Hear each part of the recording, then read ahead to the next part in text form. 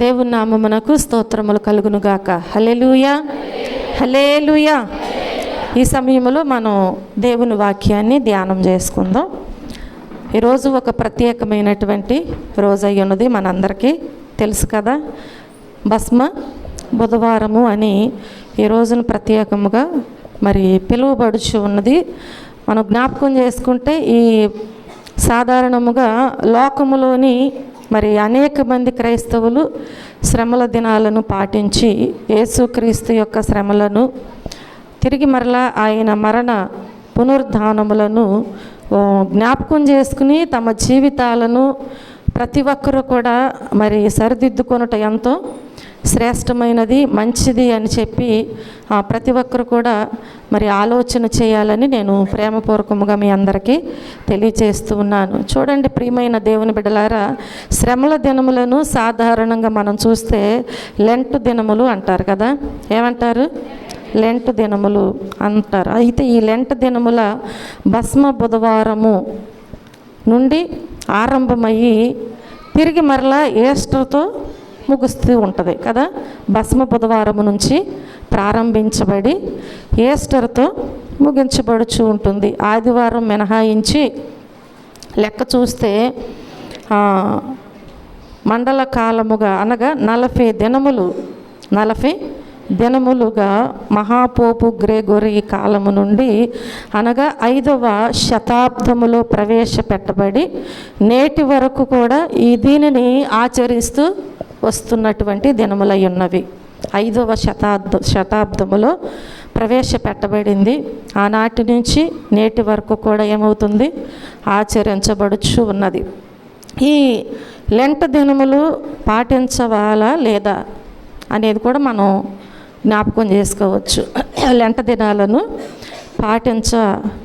పాటించాలా లేదా అన్నట్లుగా మనం జ్ఞాపకం చేసుకుంటే అలాంటి వివాదాలకు మనం వెళ్ళొద్దు. అలాంటి వివాదాలకు మనము వెళ్ళవద్దు. ఇలాంటివన్నీ కూడా మనం చాలా విషయాలలో వింటూ ఉంటాము. కొంతమంది ఏంటంటే దీనిని వివాదాలుగా తీసుకుంటూ ఉంటారు. అయితే మనము అలాంటి వివాదాలకు వెళ్లకుండా ప్రపంచంలోని కోట్లాది మంది క్రైస్తవులు ఏదో ఒక రీతిగా మరి యేసుక్రీస్తు పడినటువంటి శ్రమలను కదా, యేసుక్రీస్తు వారు పడినటువంటి శ్రమలను జ్ఞాపకం చేసుకుని ఉపవాస దినములుగా ప్రతిష్ఠించుకుని తమ జీవితములను సరిదిద్దుకోవటానికి ఇంటింటా ప్రార్థనలు జరుపుకుంటాం ఎంతో మంచిది.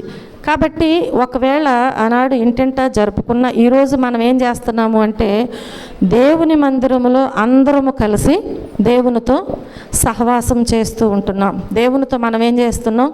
సహవాసము చేస్తూ ఉంటున్నాం. కనుక భస్మ బుధవారము అనగా ఏంటంటే దానిని ప్రవేశపెట్టినటువంటి విధానమును గూర్చి అలాగే దానికి గల కారణములను గూర్చి కొన్ని మనము తెలుసుకుందాము ఈ రాత్రికాల సమయంలో.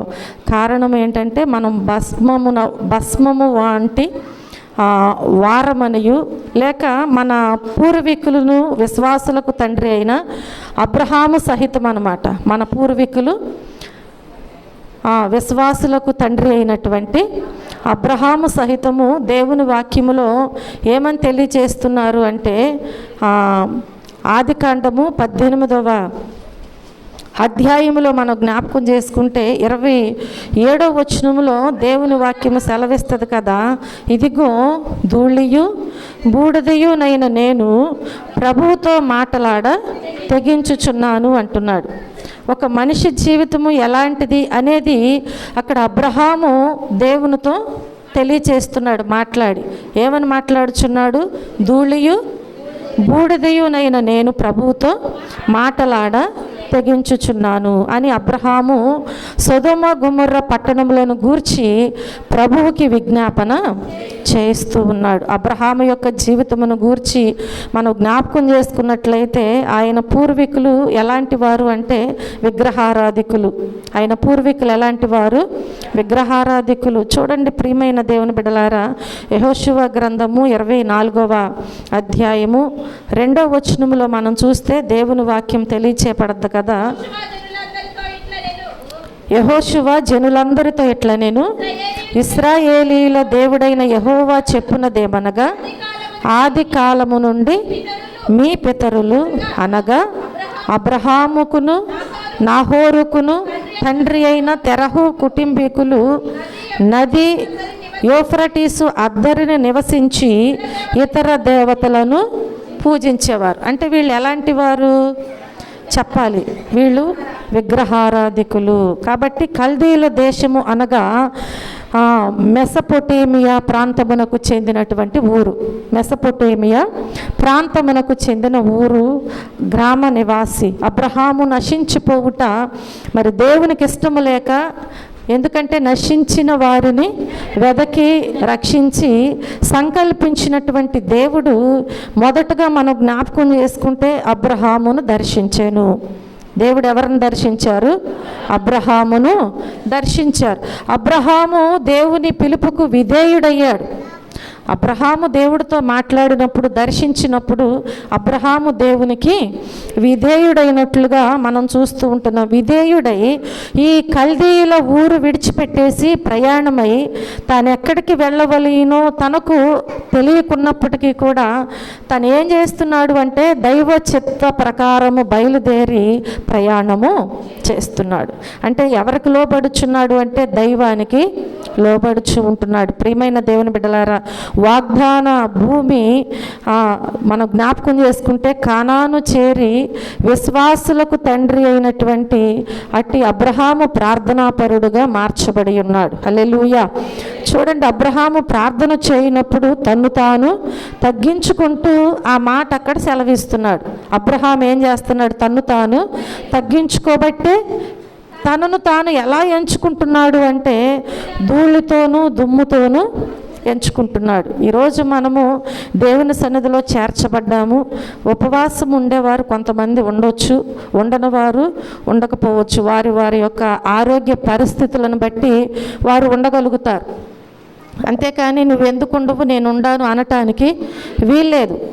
కాబట్టి ప్రియమైన దేవుని బిడ్డలారా, మనం జ్ఞాపకం చేసుకుంటే అబ్రహాము విషయంలో మనం చూసినట్లయితే అబ్రహాము ఆయన ఎంత తగ్గించుకున్నాడు అంటే ఆ ప్రార్థనలోనే మనకు అర్థమవుతూ ఉంటుంది.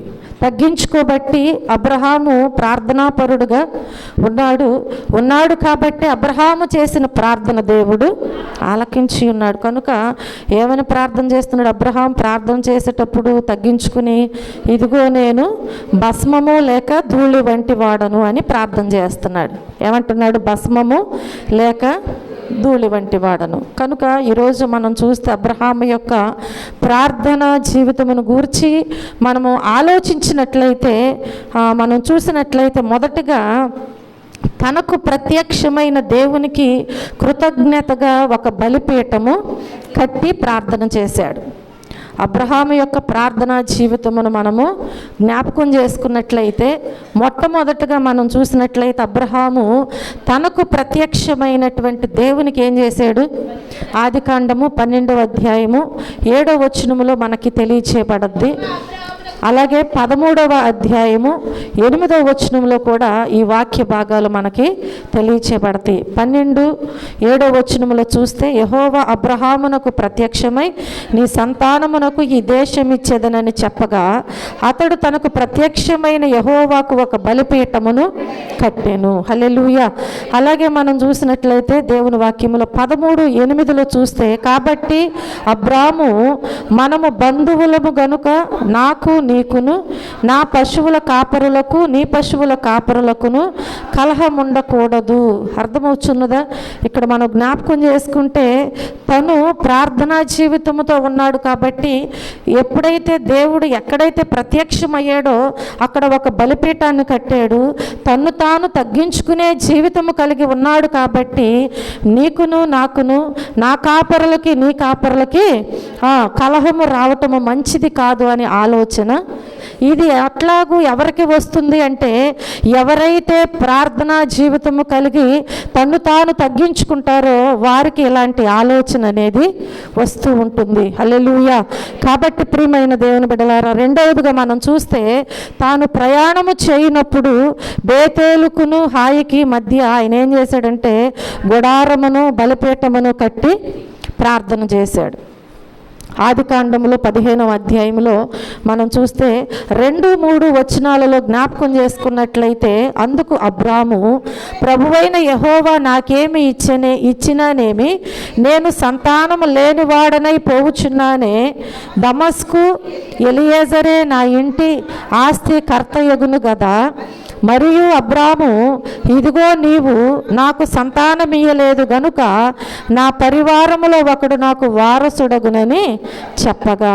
చూస్తే మనం జ్ఞాపకం చేసుకుంటే రెండవదిగా 12వ అధ్యాయం 8వ వచనములో చూస్తే దేవుని వాక్యములో, అక్కడ నుండి అతడు బయలుదేరి బేతేలుకు తూర్పునున్న కొండకు చేరి, పడమటునున్న బేతేలుకును తూర్పుగానున్న హాయికుని మధ్య గుడారము వేసి అక్కడ యెహోవాకు బలిపీఠము కట్టి యెహోవా నామమున ప్రార్థన చేశాను. రెండవదిగా తాను ప్రయాణము చేయనప్పుడు బేతేలునకును హాయికుని మధ్య గుడారమును బలిపీఠమును కట్టి ఆయన ఏం చేస్తున్నాడు?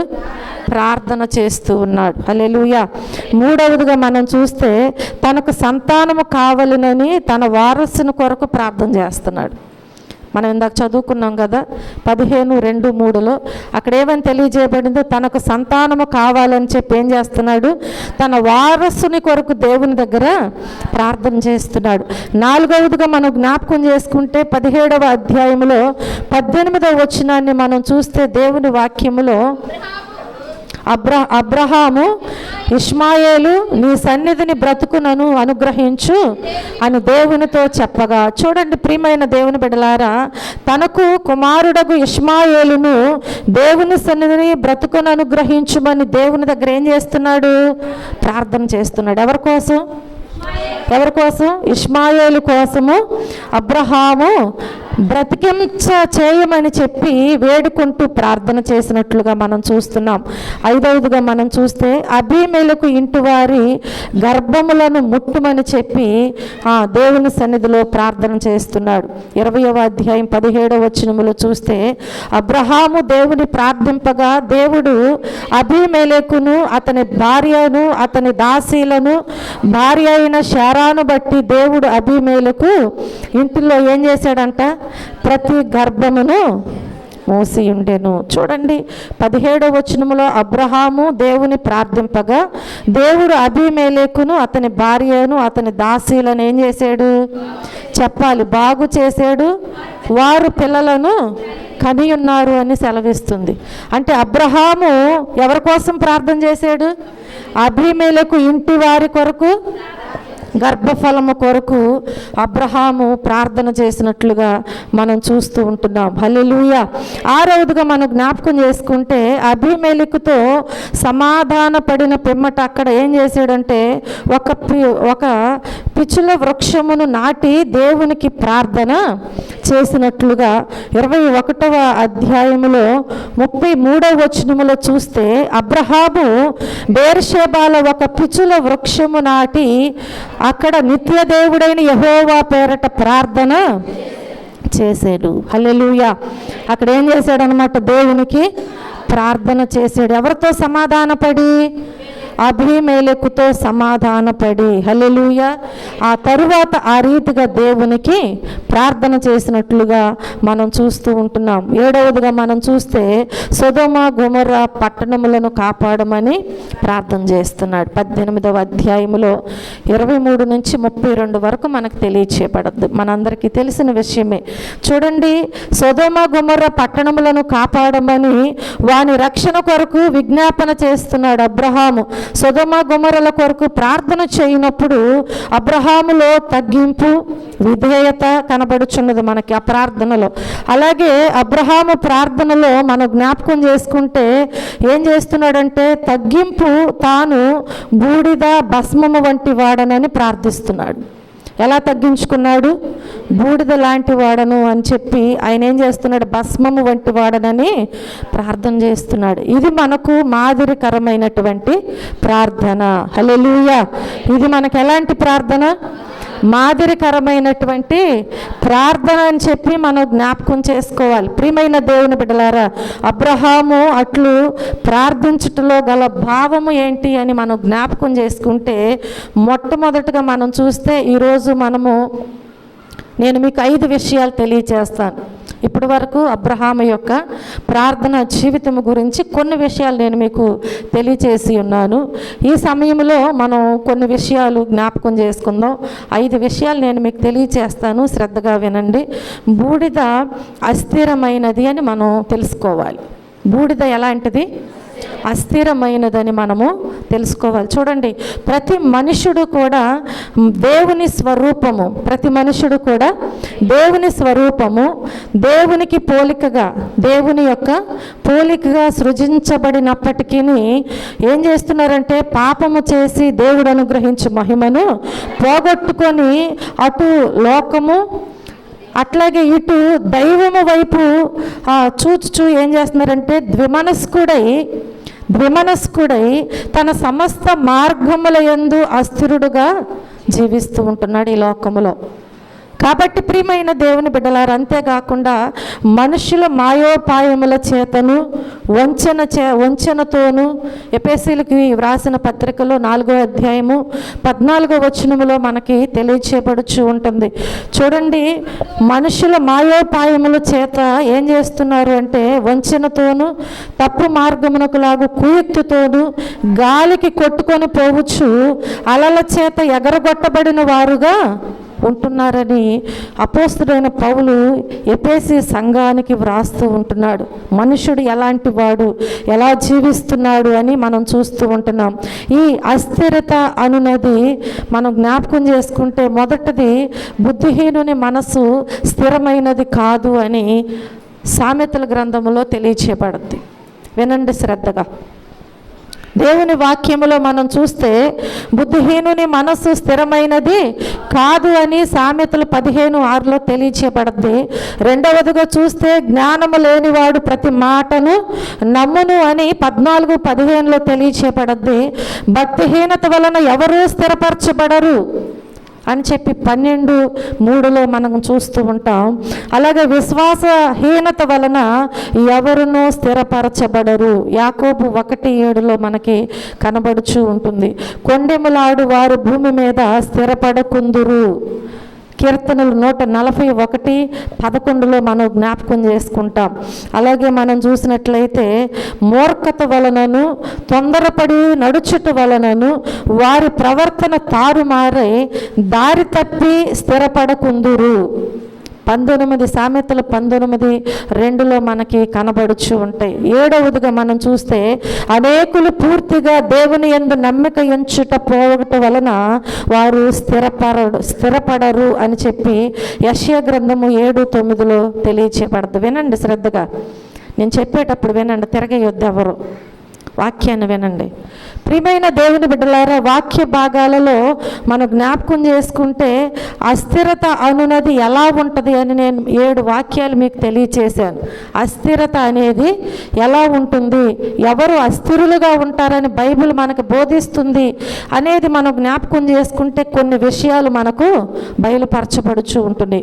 కాబట్టి ఈ రీతిగా ప్రతివాడు కూడా ఏం చేస్తున్నాడంటే బుద్ధిహీనత, భక్తిహీనత, అలాగే జ్ఞానహీనత, విశ్వాసహీనత వలన కేవలము ఎలాగూ ఉంటున్నారు అంటే అస్థిరుడై ఇటు అటు తిరుగులాడుచు తన జీవితంలో నెమ్మది లేకుండా, అలాగే తన జీవితంలో శాంతి లేకుండా ఏం చేస్తున్నారంటే సమాధానము లేక, ఆరోగ్యము లేక ప్రతి నిత్యము కూడా ఎలాంటి స్థితిలో ఉన్నారు అంటే వేదనలతోనూ బాధలతోనూ శ్రమలతోనూ సతమతమవుచూ ఉంటున్నారు.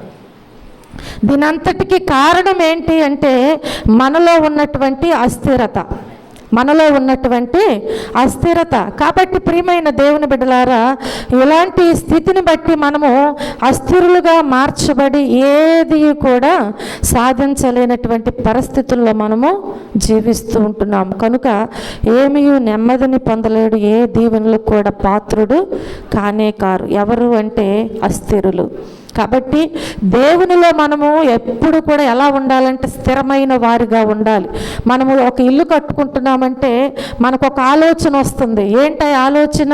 నా తర్వాత నా బిడ్డలకు ఉపయోగపడాలి, స్థిరమైనటువంటి గృహాన్ని నేను కట్టుకోవాలనుకుంటావు. చూడండి ప్రియమైన దేవుని బిడ్డలారా, నువ్వు ఈ భూమి మీద ఏ పని చేసినా కానీ అది స్థిరముగా ఉండాలని చెప్పి నీకు కష్టమైనా కానీ నీవు చేయలేనటువంటి బరువైన భారమైనటువంటిది అయినప్పటికీ అది స్థిరముగా ఉండాలని ఆ విషయంలో చాలా కష్టపడుతూ ఉంటాం. చూడండి దేవుని వాక్యం అయితే అంటుంది కదా, ఆధ్యాత్మిక జీవితంలో స్థిరమైన వారుగా ఉండండి.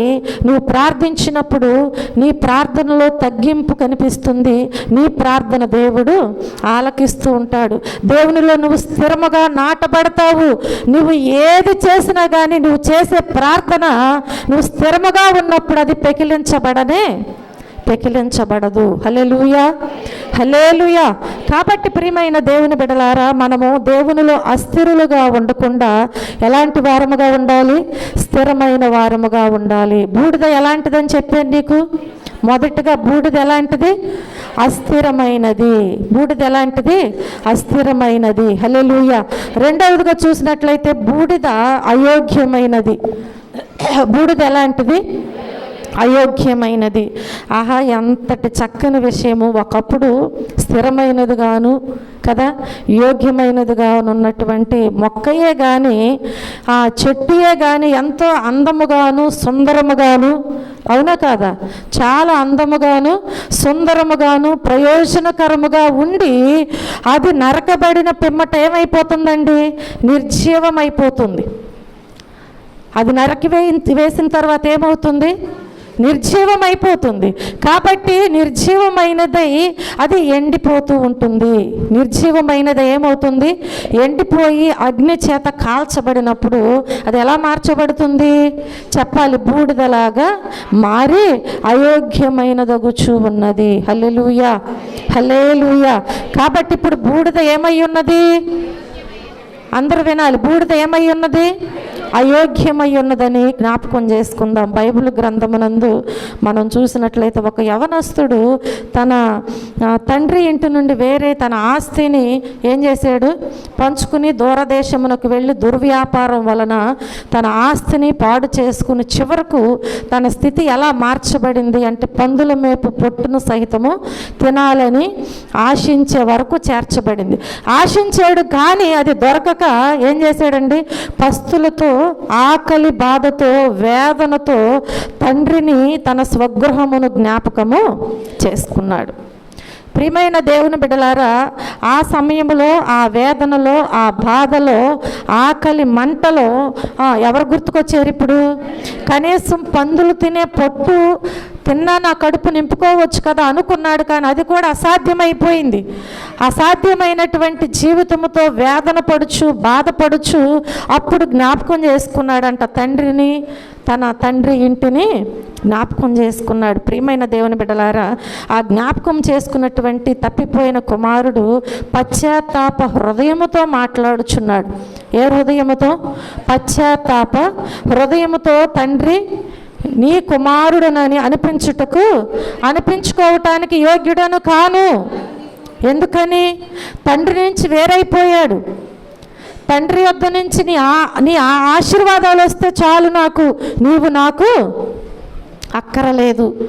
చూడండి, నీ గృహము నాకు అక్కరలేదు, నీతో సహవాసము నాకు అక్కరలేదు అని చెప్పి తను ఏం చేస్తున్నాడు అంటే వేరైపోయి తన జీవితంలో కోల్పోయి ఇప్పుడు పశ్చాత్తాపముతో తండ్రి వద్దకు వచ్చి మాట్లాడుచూ ఉంటున్నాడు. పశ్చాత్తాప హృదయముతో తండ్రి నీ కుమారుడనని అనిపించుకొనుటకు యోగ్యుడను కాను అని విలపించుట మనము ఆ అధ్యాయములో చూడగలుగుతూ ఉంటాం. హల్లెలూయా. అట్లాగే అనేకులు మన పరమ తండ్రి అయిన దేవుని నుండి దూరమైపోతూ ఉంటున్నారు ఈనాడు. అందరూ కూడా దేవుని చేత సృష్టించబడిన వారే, ఆయన పోలిక చేత సృష్టించబడిన వారే, అందరూ ఆయన పిల్లలే. కానీ ఈనాడు మనము జ్ఞాపకం చేసుకున్నట్లయితే అనేకులు ఆ తండ్రి అయినటువంటి దేవుని నుండి దూరమైపోయి ఈ లోకములో మనకు గల స్వేచ్ఛను పాపము వలన పాడు చేసుకుని దేవునితో ఏం చేస్తున్నారంటే సహవాసమును, సమాధానమును, దేవుడు మానవునికి ఇచ్చినటువంటి సమస్త సృష్టిపై తన చేతి పని అంతటిపైన అధికారమును కోల్పోతూ ఉంటున్నారు. ప్రియమైన దేవుని బిడ్డలారా, ఈ రాత్రికాల సమయంలో ఆ రీతిగా కోల్పోయి దైవ సన్నిధిలో నిలువలేని స్థితిలో వారు జీవిస్తున్నారు. ఆ దైవ సన్నిధిలో నిలువలేక అయోగ్యుడుగా ఉన్నాడు కదా. ఇప్పుడు తను అలాగే కదా ఉన్నది, తప్పిపోయిన కుమారుడు. కాబట్టి ప్రియమైన దేవుని బిడ్డలారా, అందుకే ఇస్సాకు దేవుని వాక్యంలో మనం చూస్తే ఇస్సాకు కుమారుడైన యాకోబు దేవుడు అతన్ని దర్శించి మేలు చేసినప్పుడు ఒక మాట సెలవిస్తూ ఉంటాడు. ఆదికాండము 32వ అధ్యాయంలో 10వ వచనములో మనం జ్ఞాపకం చేసుకున్నట్లయితే, నీవు నీ సేవకునికి చేసిన సమస్తమైన ఉపవారములకు సమస్త సత్యమునకు అపాత్రుడను అని దేవునితో మాట్లాడుచున్నాడు. ప్రియమైన దేవుని బిడ్డలారా, ఇక్కడ మనం చూసినట్లయితే ఇస్సాకు కుమారుడైన యాకోబు దేవుడు అతన్ని దర్శించి మేలు చేసినప్పుడు మాట్లాడుచున్నటువంటి మాటలు ఇవి. జ్ఞాపకం చేసుకోండి. నీవు నీ సేవకునికి చేసిన సమస్తమైన ఉపవారములకు సమస్త సత్యమునకు అపాత్రుడునయ్యా. దేవుని దగ్గర మాట్లాడుచున్నాడు.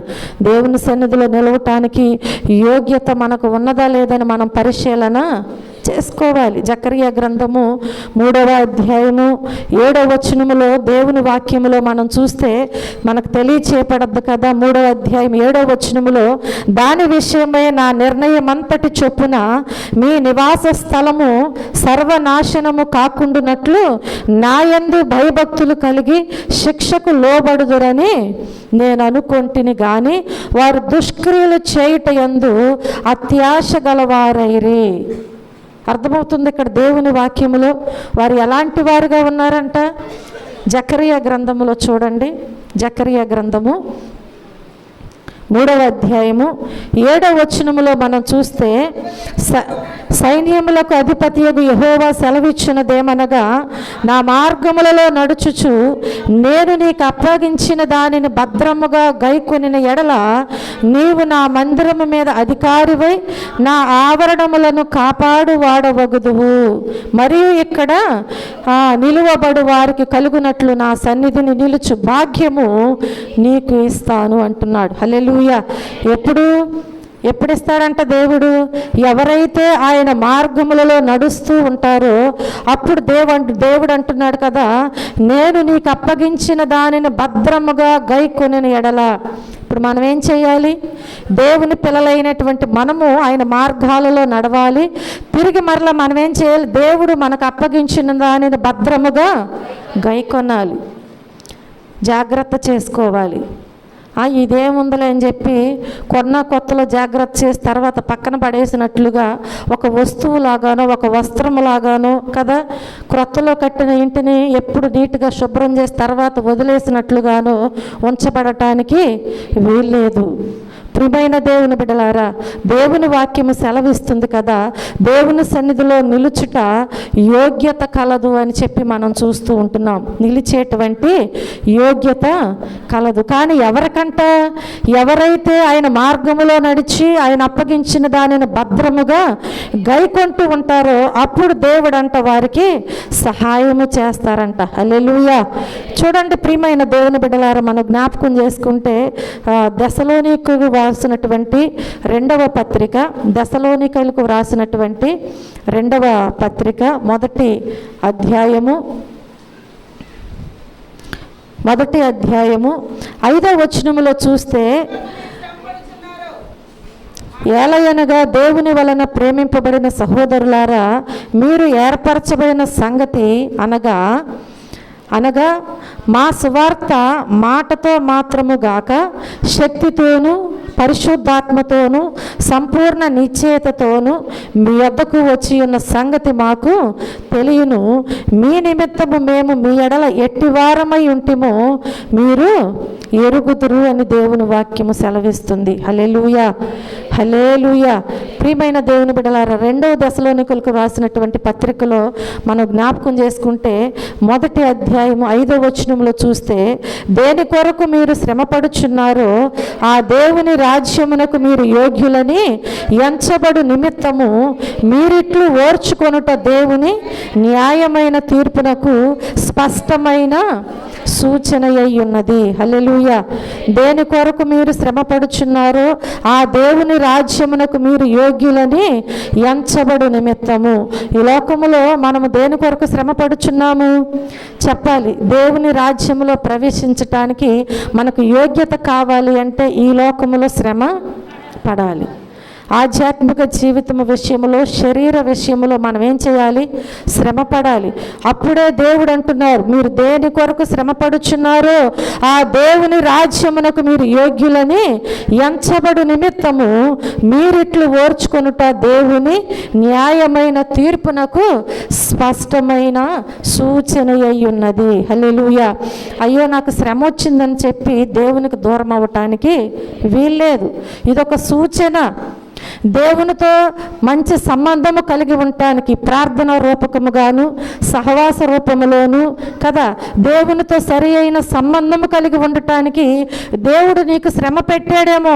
శ్రమ విషయంలో నీ విసుగుదల చెందటానికి, పారిపోవటానికి, లోకం వైపు చూడటానికి, పడిపోవటానికి వీల్లేదు.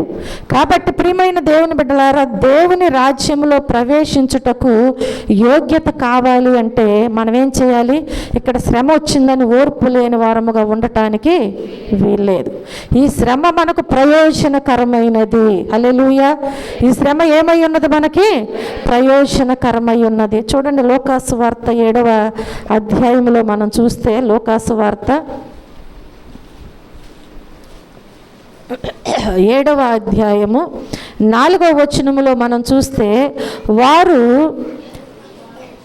యేసు నొద్దకు వచ్చి నీ వలన ఈ మేలు పొందుటకు అతడు యోగ్యుడు అంటున్నారు. అర్థమవుతుంది మీకు?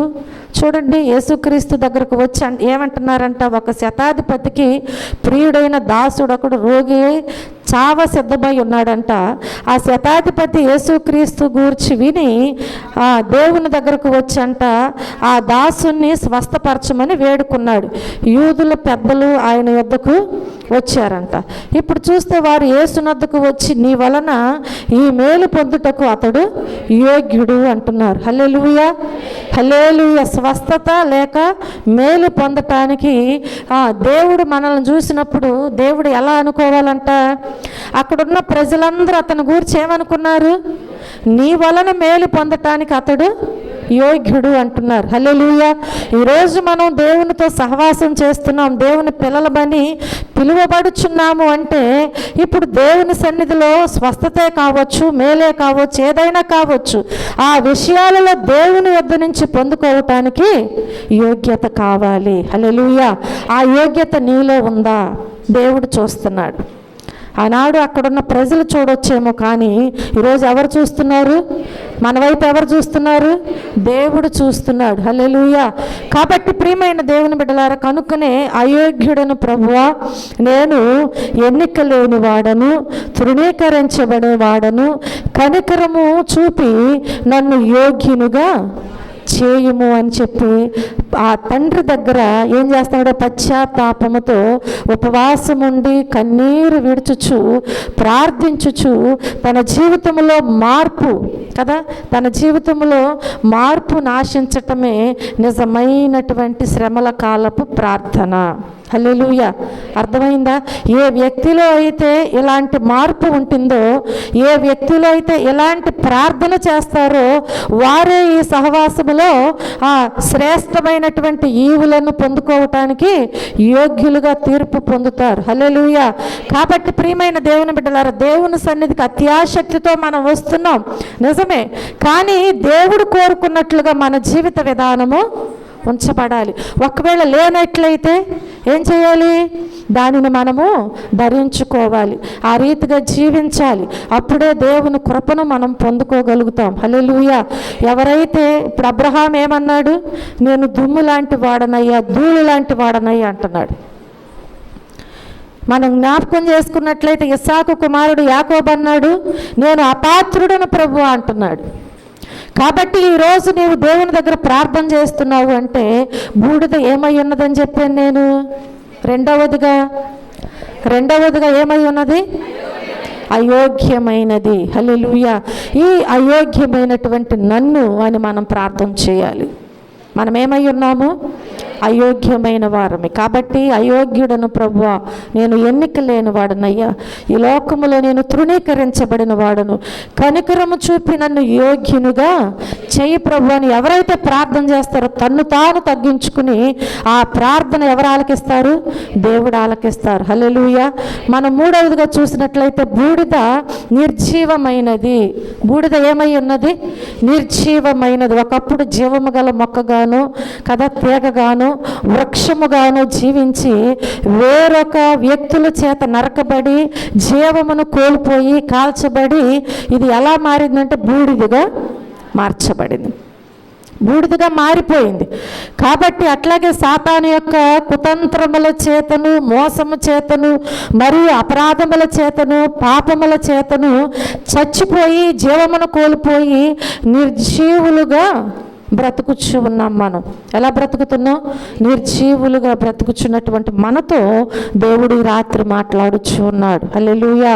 కాబట్టి అందుచేత నేటి కాలపు సంఘములకు సాదృశ్యముగా ఉన్నటువంటి సార్దీసు క్రైస్తవ సంఘమును గూర్చి ఒక మాట తెలియచేయబడుతూ ఉంటుంది. చూడండి, ప్రకటన గ్రంథములో మనం జ్ఞాపకం చేసుకున్నట్లయితే ప్రకటన గ్రంథము 3వ అధ్యాయము 1వ వచనములో సార్దీసులో ఉన్న సంఘపు దూతకు ఇలాగు వ్రాయము, 7 నక్షత్రములను దేవుని 7 ఆత్మలను గలవాడు చెప్పు సంగతులేవనగా, నీ క్రియలను నేను ఎరుగుదును. ఏమనగా, జీవించుచున్నావన్న పేరు మాత్రం ఉన్నది కానీ నీవు మృతుడవే. అర్థమవుతుందా? మనం జ్ఞాపకం చేసుకుంటే జీవించుచున్నావన్న పేరు మాత్రమే ఉంది కానీ నీవు మృతుడవే అని చెప్పి ఇక్కడ మనకు దేవుని వాక్యము తెలియచేస్తూ ఉంటుంది. అక్కడ మనం చూస్తే ఆ సార్దీసు క్రైస్తవ సంఘమును గూర్చి వ్రాయిచూ ఉన్నది. నీవు జీవించుచున్నావన్న పేరు మాత్రము ఉన్నది కానీ నీవు మృతుడవే అని పలుకుచూ ఉన్నారు. ప్రియమైన దేవుని బిడ్డలారు, అందుకే మనం జ్ఞాపకం చేసుకున్నట్లయితే భక్తుడైనటువంటి దావీదు కూడా ఒక మాట సెలవిస్తాడు. ఎవరు? భక్తుడైనటువంటి దావీదు కూడా మాట్లాడతాడు కదా, నా ప్రాణమా మంటిని హత్తుకొనుచున్నది అంటున్నాడు. నా ప్రాణము దేన్ని అంటుకుంటుంది అంటున్నాడు? మంటిని హత్తుకొనుచున్నది. 119వ కీర్తనల గ్రంథములో మనం చూస్తే 25వ వచనములో, నా ప్రాణము మంటిని హత్తుకొనుచున్నది, నీ వాక్యము చేత నన్ను బ్రతికించయ్యా. హల్లెలూయా, హల్లెలూయా. ఈ లోకములో మన ప్రాణము మంటిని హత్తుకొనుచున్న సమయంలో మనము బ్రతకాలి. నిర్జీవమైనటువంటి స్థితిలో నుంచి మనము విడుదల పొందాలి. జీవించుచున్నావన్న పేరు మాత్రమే కానీ నీవు మృతుడివే అన్న స్థితి నుంచి మనము మార్చబడాలి అని నీవు ఆశపడినట్లయితే దేవుని సన్నిధిలో దావీదు చేసిన ప్రార్థన మనము జ్ఞాపకం చేసుకోవాలి. ఏమని తెలియజేస్తుంది? నా ప్రాణము మంటిని హత్తుకొనుచున్నది. కాబట్టి ఇప్పుడు దేని చేత మనం బ్రతుకుతామంట? దేవుని వాక్యము చేతనే. హల్లెలూయా. ఇప్పుడు జీవించుచున్నావన్న పేరు మాత్రమే కానీ నీవు మృతుడివే అన్నారు అంటే ఈ మృతమైన జీవితం నుంచి విడుదల పొంది మనం బ్రతకాలి అంటే మనలో ఏముండాలి? వాక్యం ఉంచబడాలి. కానీ ఆ వాక్యం మనలో ఉండట్లేదు అంటే కారణం ఏంటి చెప్పాలి. కారణం ఏంటి? విని విడిచిపెట్టేస్తున్నాం. వస్తున్నాము కానీ వాక్యాన్ని వినట్లేదు, వింటున్నాము కానీ హృదయంలోకి చేర్చుకోవట్లేదు, దానిని మనము గ్రహించట్లేదు, వాక్యానుసారముగా జీవించట్లేదు. అందుకే ఇంకా మనము మృతులుగానే ఈ లోకములో జీవిస్తూ ఉంటున్నాం. కాబట్టి ప్రియమైన దేవుని బిడ్డలారా, అలాగే భక్తుడైన యెషయా ద్వారాగా ప్రభు సెలవిస్తున్న మాట ఏంటంటే యెషయా గ్రంథము 55వ అధ్యాయము 3వ వచనములో మనం చూస్తే, చెవియొగ్గి నా యొద్దకు రండి, మీరు వినిన ఎడల బ్రతుకుదురు. హల్లెలూయా. దేవుని యొద్దకు వచ్చినప్పుడు ఏం చేయాలంట? ఏం చేయాలండి?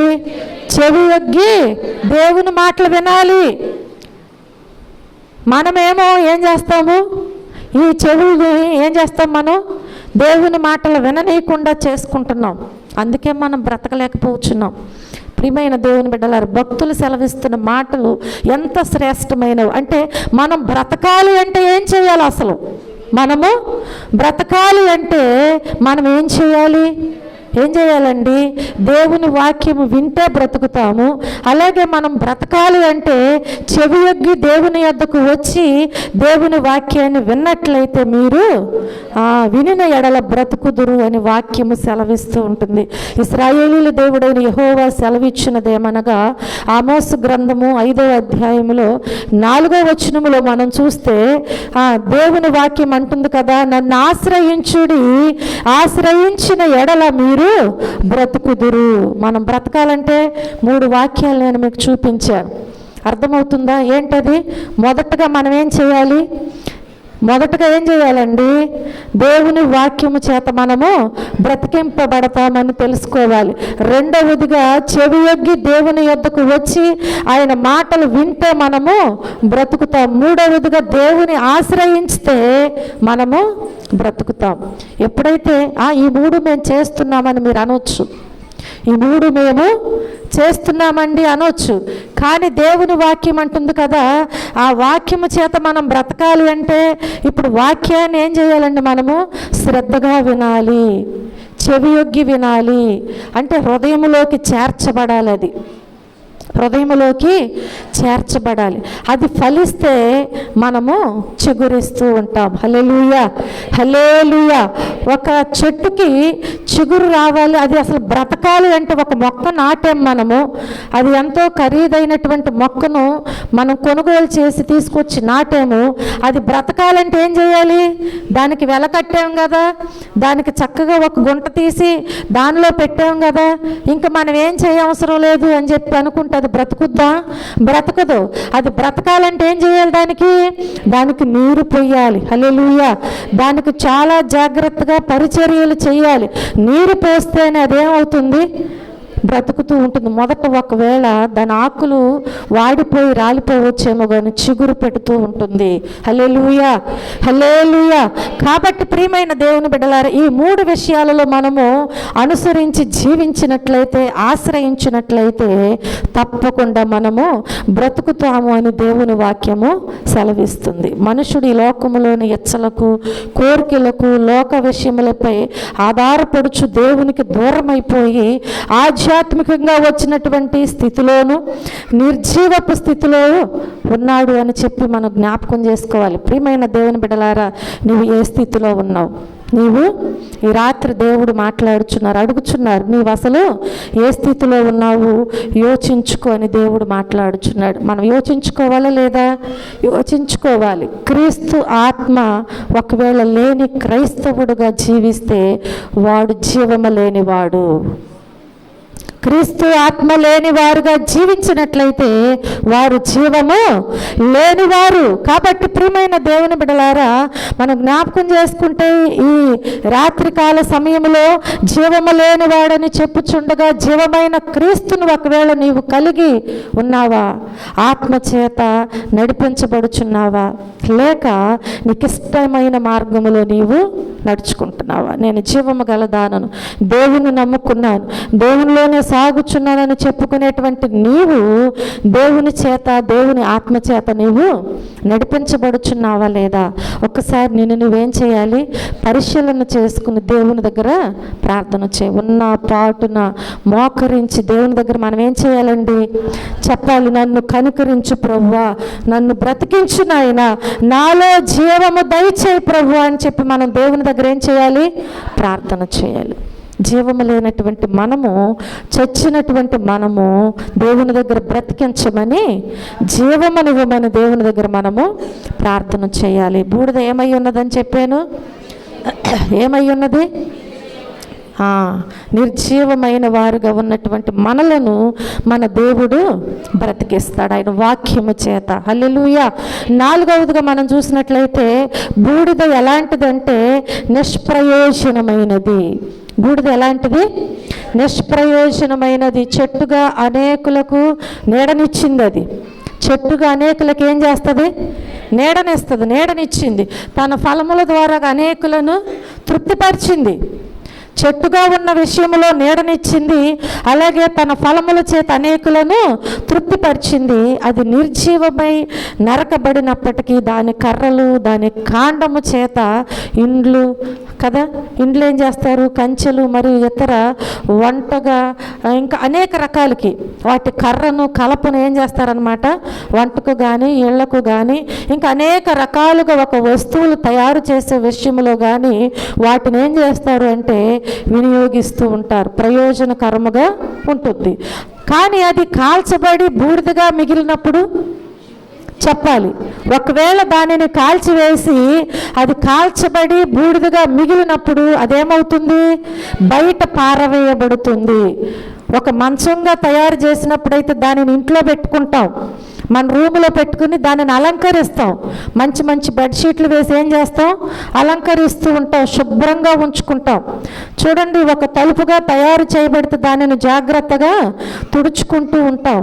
చూడండి ప్రియమైన దేవుని బిడ్డలారా, దేని రూపములో వస్తువు రూపములో చేయబడినప్పటికీ దానిని జాగ్రత్తగా చూసుకుంటాం. ఒకవేళ అది కాల్చబడినట్లయితే, అది బూడిదగా మిగలబడినట్లయితే, ఆ బూడిదగా మిగిలిపోయినప్పుడు దానిని ఏం చేస్తామంటే బయట పారవేస్తాం. దానిని ఇంట్లో ఎవరు దాచుకోరు. ఆ బూడిదని తీసుకువెళ్ళి ఏం చేస్తారనమాట, బయట పారవేస్తారు. అది తొక్కబడుటకే గాని మరి దేనికిని పనికిరాదు అని దేవుని వాక్యము సెలవిస్తుంది. హల్లెలూయా. అది త్రొక్కబడటకే కానీ మరి దేనికి కూడా పనికిరాదు. అట్లాగే మనుష్యుడు కూడా పాపేచ్చలతో కాల్చబడి బూడిదగా మిగిలి నిష్ప్రయోజకుడైనటువంటి వాడు, పనికిరాని మానవుడు, ఎన్నిక లేనటువంటి ఈ మానవుడు, బూడిద వంటి మనుష్యుడు సృష్టికర్త అయిన దేవుని సన్నిధికి వచ్చి ఈ సర్వశక్తుడగు దేవుని చేతిలోనికి వచ్చి దేవుని దగ్గర, ప్రభువా నన్ను కరుణించు నాయనా, నా పాపములు క్షమించు ప్రభువా, అయ్యా నేను అయోగ్యుడను, నిష్ప్రయోజకుడను, అస్థిరుడను, నిర్జీవమైనటువంటి వాడనయ్యా, ఈ నిర్జీవుడైనటువంటి నన్ను కనికరించి క్షమించు నాయనని కన్నీటితో ప్రార్థిస్తే యేసుక్రీస్తు పాదాల చెంత వేడుకొనిన ఎడల అట్టి ప్రార్థన ఏం చేస్తుందండి, మట్టిని తీసి, ఇప్పుడు ఏం చేశారు, మట్టిని తీసి తన పోలిక తన స్వరూపములో చేసి జీవమును పోసి ఒక వ్యక్తిని చేసినటువంటి దేవుడు, అతనికి సమస్త చేతి పనులపై అధికారం ఇచ్చినటువంటి దేవుడు తిరిగి నీకు నూతన జీవమును ఇవ్వగలడు. హల్లెలూయా. నీ ప్రార్థనను బట్టి తిరిగి దేవుడు నీకు నూతనమైన జీవమును ఇవ్వగలడని ఈ రాత్రి దేవుడు మనతో మాట్లాడుచున్నాడు. అంతేకాదు, ప్రయోజకునిగా దేవుడు నిన్ను చేయగలడు. హల్లెలూయా. అట్టి శక్తి సామర్థ్యత ఎవరిలో ఉన్నదంటే మన ప్రభు అయిన యేసుక్రీస్తులో ఉన్నది. హల్లెలూయా. కాబట్టి మనలో అలాంటి ప్రార్థన ఎప్పుడైతే వస్తుందో తప్పకుండా దేవుడు మనలను ప్రయోజకులుగా, జీవము కలిగినటువంటి వారుగా మలుచుకుని ఆయన పాత్రగా మనలను వాడుకుంటారు. అలాగే ఐదవదిగా చూస్తే బూడిద ఎలాంటిదిగా ఉన్నది అంటే విలువ లేనిదిగా ఉన్నది. బూడిద ఎలాంటిదిగా ఉన్నది, విలువ లేనిదిగా ఉన్నది. ఒకప్పుడు అనేకులకు నీడనిచ్చి తన ఫలముల ద్వారాగా అనేకులను తృప్తినిచ్చినటువంటి ఈ విలువ కలిగినటువంటి వృక్షము కాల్చబడి బూడిదగా మారి విలువ లేనిదిగా అయిపోయింది కదా. అందుకే ఎందుకనగా దైవజనుడి మోషే చేతిలోనికి ఈ ధూళి అంటే ఆ బూడిద వెళ్ళినప్పుడు అంట మోషే దాని విషయమై ప్రార్థించిన వెంటనే ఆ బూడిద లేక ఆ ధూళి ఎలా ఉంది అంటే పేలుగా మారిందంట. ఎలా మార్చబడింది, పేలుగా మార్చబడింది. చూడండి, పేను స్థిరమైనది, జీవము గలది కదా. అలాగే ప్రియమైన దేవుని బిడ్డలారా, ఈ రాత్రికాల సమయంలో నీవు ఎవరివైనా సరే, ఈ లోకములో నీవైనా నేనైనా ఎవరివైనా సరే, జీవము కలిగినటువంటి దేవుని చెంతకు వచ్చి మోకరించి ప్రభువా నన్ను కనికరించు నాయనా అని, అయోగ్యుడను జీవము లేని వాడనయ్యా నన్ను కనికరించు అని మనం ఎప్పుడైతే దేవుని దగ్గర వేడుకుని ప్రార్థన చేస్తూ ఉంటామో మన ప్రార్థన ఎవరు ఆలకిస్తారు? దేవుడు తప్పకుండా మన ప్రార్థనను ఆలకిస్తారు అని ప్రభు పేట నేను మీ అందరికీ మనవి చేస్తున్నాను. హల్లెలూయా. ఎన్ని విషయాలు చెప్పాను నేను మీకు? చెప్పాలి. ఎన్ని విషయాలు చెప్పాను? 5 విషయాలు చెప్పాను. ఈ 5 విషయాలలో మనకు అవి ఒకవేళ జీవము లేనిది, నిష్ప్రయోజనమైనది, పనికిరానిది కావచ్చు, కానీ అలాంటి జీవితంతో ఉన్న మనలను మన ప్రార్థన జీవితాన్ని బట్టి మన దేవుడు ఏం చేస్తాడంటే ఆయన పాత్రగా చేసుకుని, పనికొచ్చే పాత్రగా చేసుకుని తప్పకుండా దేవుడు మనలను వాడుకుంటాడు. అది కేవలము దేనితో సాధ్యము అంటే నీ ప్రార్థన జీవితముతో సాధ్యం. మనం 40 రోజులు దేవుని సన్నిధికి వచ్చి ప్రార్థన చేస్తున్నాము అంటే ఆ ప్రార్థన మనల్ని బ్రతికించాలి. ఆ ప్రార్థన మనకు మేలుకరముగా ఉండాలి. ఆ ప్రార్థన మనకు జీవమునిచ్చేదిగా ఉండాలి. అలాంటి ప్రార్థన మనం చేసినట్లయితే మన దేవుడు తప్పకుండా మనకు సహాయం చేస్తారు. అంతేకాని ఒక చిన్న మాట ఏంటంటే, ఈ లోకములో మనము దేవునికి ఇష్టలుగా బ్రతకకుండా, ప్రార్థన చేయకుండా, మన స్థితిని గుర్తించి మనము దేవుని దగ్గర ఒప్పుకోకుండా కొన్నిసార్లు కొన్ని విషయాలలో కొంతమంది జీవితాలలో వారు ఎలాంటి నిర్ణయాలు తీసుకుంటారంటే, ఈ లెంట్ డేస్లో నేను మందు త్రాగను, ఈ 40 దినాలు నేను సిగరెట్లు కాల్చను, ఈ 40 దినాలు నేను సినిమాలు సీరియల్స్ చూడను, అర్థమవుతుందో మీకు, బూతులు మాట్లాడను, అలాగే మనం చూస్తే పార్టీలు చేసుకోను, మాంసము తినను కదా, అలాగే ఈ 40 దినాలు నేను కలర్ బట్టలు వేసుకోను, వైట్ రంగు వస్త్రాలు మాత్రమే నేను ఇలాంటి ఎన్నో గొప్ప తీర్మానాలు చేసుకుంటూ ఉంటారు.